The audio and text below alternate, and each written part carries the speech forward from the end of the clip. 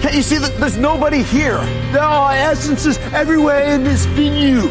It is full of essences. I think all of these essences and the AW audience at home, they should sing a new song for you. It's a bit of a dirge. It goes like this. Delete! Delete!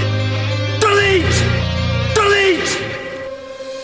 I want you to look ahead, and I want you to get a long, hard, wonderful look at the essence, the entity that is going to delete you and the inner self. You're listening to PW Addiction, a pro wrestling podcast.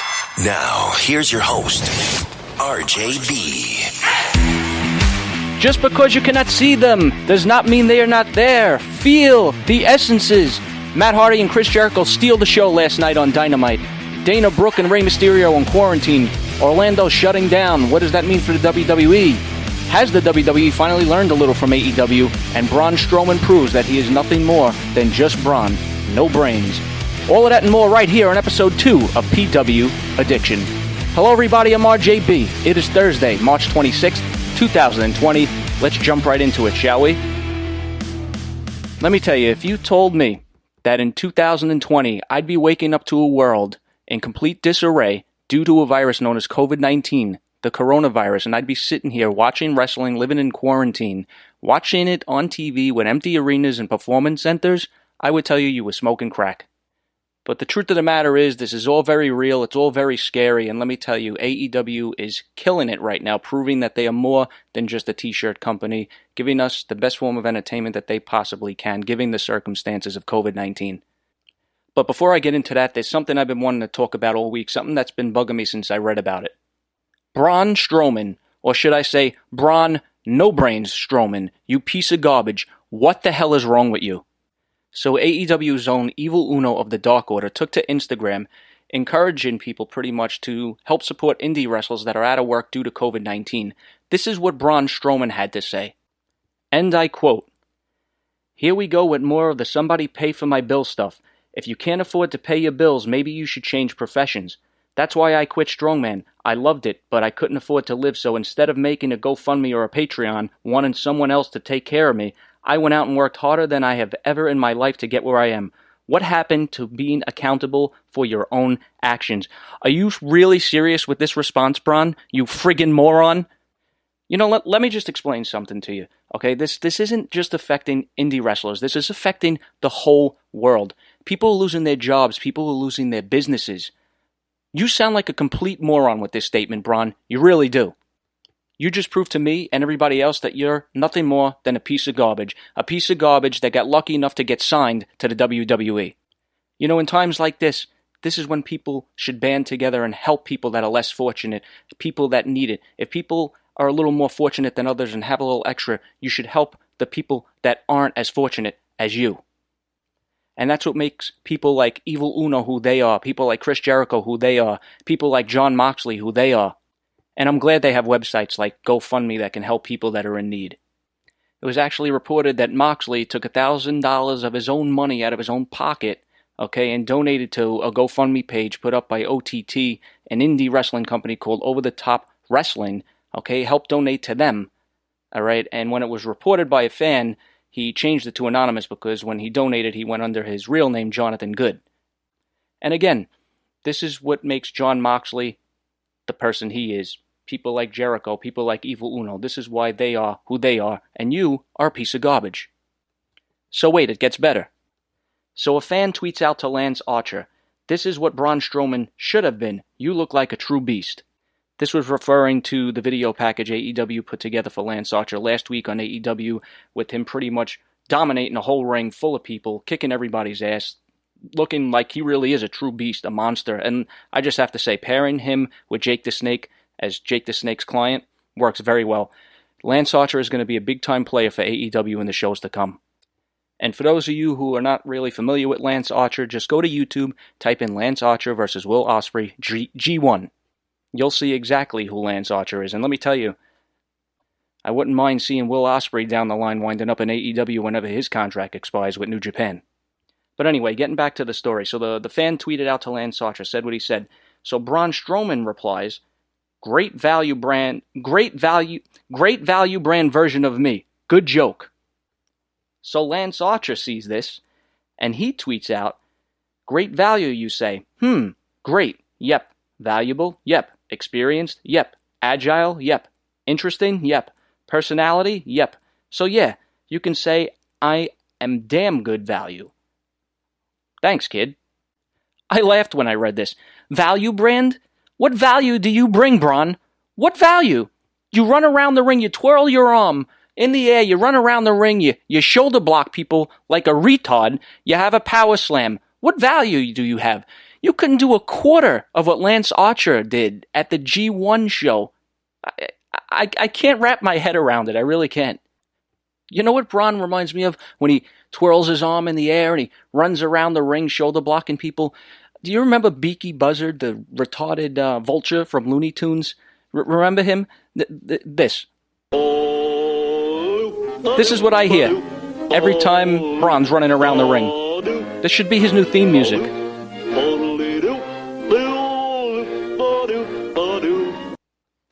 And you run around telling people, you're gonna get these hands. You know what you're gonna get, Braun? You're gonna get these nuts. I tell you, when I hear shit like this, it makes my blood boil. And then you get stupid fans like this as well. And I tell you, I love Jericho for the comment when he answered this person. And this was referencing Blood and Guts, which was supposed to be last night. A fan tweets out this. I can't get it into my head. My disappointment is too high that Blood and Guts has been canceled. AEW needs to come straight out and explain why Blood and Guts is not happening. You spend the whole AEW Dynamite building for it just to cancel it on Thursday? Makes no sense. So Jericho saw this and tweets back at the fan, first off, pull your head out of your ass and realize these are crazy times. Secondly, we aren't allowed to gather more than 10 people together at a time. B&G, aka Blood and Guts, has 11 inside the cage, and that's with no cameraman or crew. Thank you, Chris Jericho, for putting this stupid idiot in his place. I mean, really, what is wrong with people? COVID-19 has just drove everybody insane. Listen, I had a ticket for Blood and Guts. I was disappointed myself that Blood and Guts didn't happen and I didn't get to see it. But you know what? Tony Khan did the right and responsible thing. He postponed it to whenever it's going to happen. He stated that this isn't the time and it will happen when the time is right. Right now, given the circumstances, this is not the time. He said he was very humble over the feedback he got over last week's episode of Dynamite, and they are going to continue giving us the best shows that they possibly can, given the situation of this COVID-19, and that's it. That's all we want. Just give us a little entertainment. Blood and Guts will happen when it happens. This is exactly what Vince McMahon should have did for WrestleMania. Just postpone it. I don't understand the dire need to give us not one, but 2 nights of WrestleMania from the Performance Center. I really don't know what the dire need is. With everything that's going on in the world, just postpone WrestleMania. It doesn't even feel like WrestleMania season anyway. Watching WrestleMania from a Performance Center is not going to feel like watching WrestleMania at all. I mean, you already have Dana Brooke and Rey Mysterio in quarantine. It was reported that they're in quarantine. Not too much information was given whether or not they have COVID-19 or not, but now both of them have been pulled from their matches, so they're not even going to be at WrestleMania this year. So now those 2 matches are changed. I mean, you're taking WrestleMania moments away from people like Drew McIntyre. You know, whether or not he wins the WWE title from Brock Lesnar or not, the truth of the matter is you get a guy like that who's worked his ass off to get where he is now, and not to showcase whatever it is you're going to do for him in front of an arena full of people is taking his moment away. So I believe it was reported that they taped next week's Raw and the Raw after WrestleMania on Tuesday, and they are currently filming the WrestleMania matches on Wednesday and finishing up today for WrestleMania. So they have enough shows to give us for the next 2 weeks because it was reported that Orlando, that's it, they're shutting down. Everything's going on lockdown. As of 11 o'clock tonight, Orlando will be shut down. What does that mean for WWE TV? After that, nope, nobody knows. Are we going to get Raw? Are we going to get SmackDown? Are we even going to get an AEW show down the line? Nobody knows what's happening day to day right now with this COVID-19 thing. It's crazy. So WWE must have been watching last week's episode of AEW Dynamite because you could see the difference this past Monday on Monday Night Raw. As soon as Raw opened up, you saw no chairs around. It was just, the camera was just facing Paul Heyman and Brock Lesnar in the middle of the ring with the Raw logo on the screen in the background, and Paul Heyman gave a hell of a promo, as Paul Heyman does, because Paul Heyman is great on the microphone. He's such a great mouthpiece for Brock Lesnar. Great pair. We got promos from AJ Styles, Shayna Baszler, Seth Rollins, a great promo from Randy Orton. But not too much wrestling, though. We get more reruns of stuff than wrestling. And you know what? The show doesn't need to be 3 hours, especially with what's going on in the world right now. Just make the show 2 hours, give us some more live wrestling, then you give us the reruns of stuff. But hey, in a couple of weeks, that's all that we might be getting is reruns of stuff, because with this shutdown going on now, we don't know what we're going to be getting. But anyway, yeah. So Raw learned a little bit from AEW from last week on Dynamite. Just a little bit. You got a long ways to go, but you did improve a little bit. Unlike SmackDown last week, where they completely just disregarded anything Dynamite did last week. What did we get? A contract signing for Roman Reigns and Goldberg, which was horrible. Them both flipping tables upside down. For what?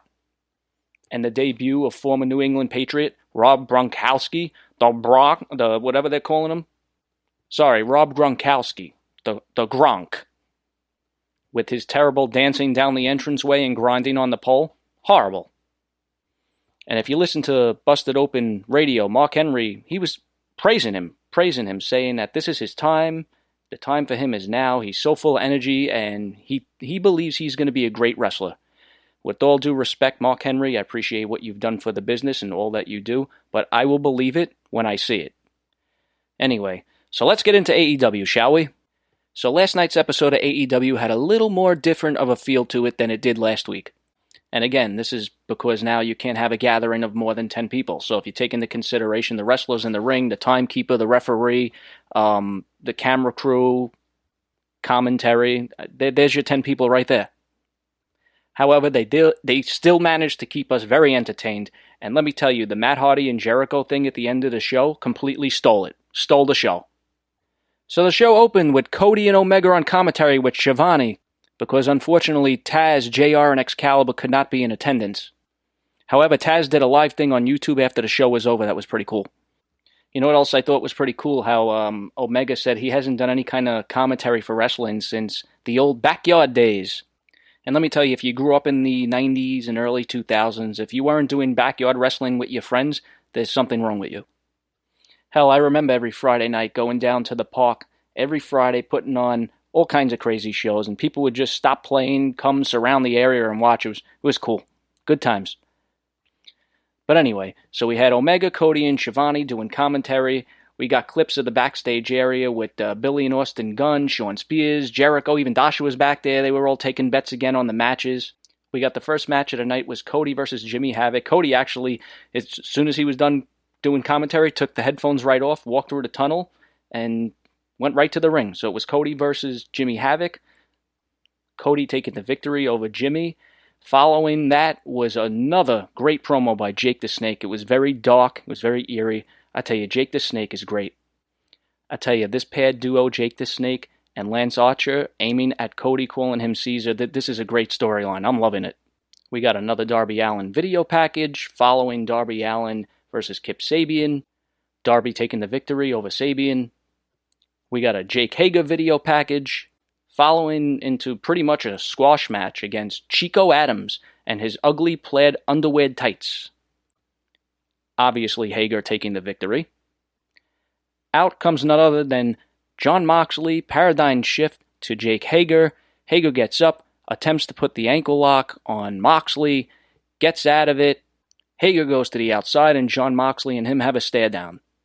Moxley was then backstage, telling everybody that he is 100% cleared, telling Hager that you better check your blind spot because he does what he wants when he wants to do it. Obviously, somewhere down the road, this is probably going to lead to a title match between Jon Moxley and Jake Hager. Probably going to be at the Blood and Guts show whenever it happens. Then we got a video package recap of Brody Lee's debut, talking to Christopher Daniels, telling him how he's an out-of-touch old man, obviously referencing towards Vince McMahon. This followed by a great promo of Brody Lee sitting at the table in a suit. Kind of reminded me of something like The Godfather, like Don Corleone was sitting at the table having steak with John Silver and Alex Reynolds. Great promo. Great to see Brody Lee out there on his own, being creative. You hear that?